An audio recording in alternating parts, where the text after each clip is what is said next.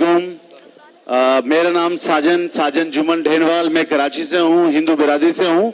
और मैं बाबा जी के लिए मैं बताना चाहूँगा 2018 के अंदर बाबा जी ने मुझे जो है कि तहरीक लब्बैक से चुना और मुझे इलेक्शन के लिए खड़ा किया, MP के इलेक्शन के लिए।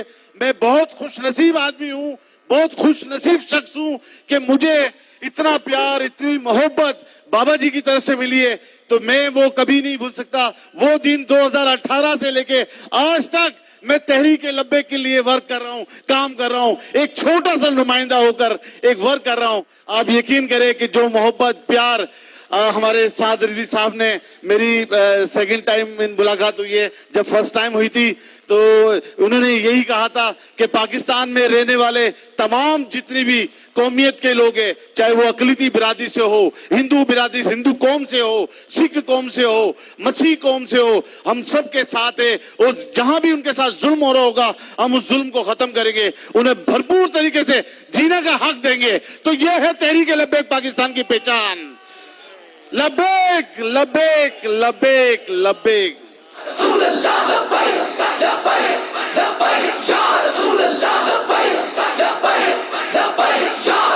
इसके साथ मैं एक बात और कहना चाहूंगा, पूरे पाकिस्तान में मेजॉरिटी नहीं बल्कि मिनॉरिटी भी तहरीक लब्बैक पाकिस्तान हमारे सरबरा साद हुसैन रिजवी साहब के साथ शाना बाशाना खड़ी है और कदम से कदम बढ़ाकर इनके साथ चलेगी। हर वक्त, रात हो दिन हो, इनके साथ खड़े, तहरीक लब्बैक पाकिस्तान के साथ खड़े। मैं दोनों हाथों से सलूट पेश करता हूं। कराची से 22 तारीख से निकली है ये रैली, बचाओ पाकिस्तान, सिर्फ पाकिस्तानी कौम के लिए ये आवाज लगाई है। आज तक पूरे 1947 से लेकर अब तक किसी शख्स ने अवाम के लिए आवाज नहीं लगाई। महंगाई बढ़ती जा रही है, पेट्रोल महंगा होता जा रहा है, लोग खुदकुशियां कर रहे हैं, मजबूर हो चुके, लेकिन आज हमारी आखिरी किरण है तो साद हुसैन रिजवी साहब है।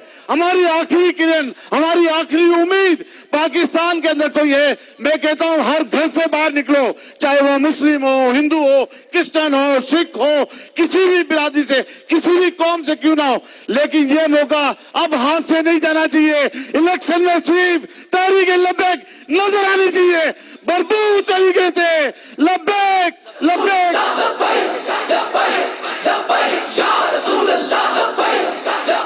पाकिस्तान में रहने वाली तमाम कौमियत जितने भी तहरीक लब्बैक के झंडे के नीचे खड़े हो जाए, सब झंडे के नीचे खड़े हो जाए।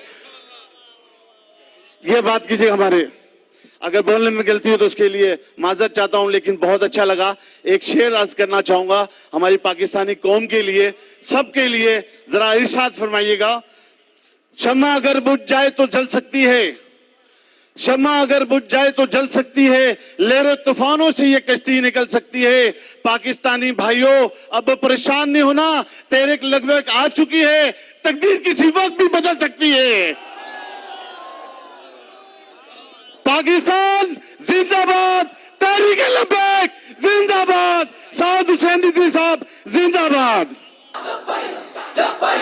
ऐसा है कि मैं एक शेर अर्ज करना चाहूंगा और उसके साथ साथ मैं इजाजत भी चाहूंगा आप लोगों से। ये हमारी बहुत खुशनसीबी है कि हमारे लीडर से जो हमारी चाहत थी, जो हमारा प्यार था, जो हमारा प्रेम था, वो मुलाकात हुई, बहुत अच्छा लगा। पाकिस्तान में तमाम अकलीती कौम तहरीक लब्बैक के साथ, साद हुसैन रिजवी के साथ खड़ी है, हर वक्त, हर समय, हर लम्हे। और इस बात की हम भरपूर तरीके से इस रैली की हिमायत करते हैं।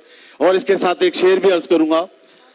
आंखों में आंसू की तरह, दिल में धड़कन की तरह, आंखों में आंसू की तरह, दिल में धड़कन की तरह, हम पूरी कौम पाकिस्तानी साद हुसैन रिजवी के साथ रहे, फूलों में खुशबू की तरह।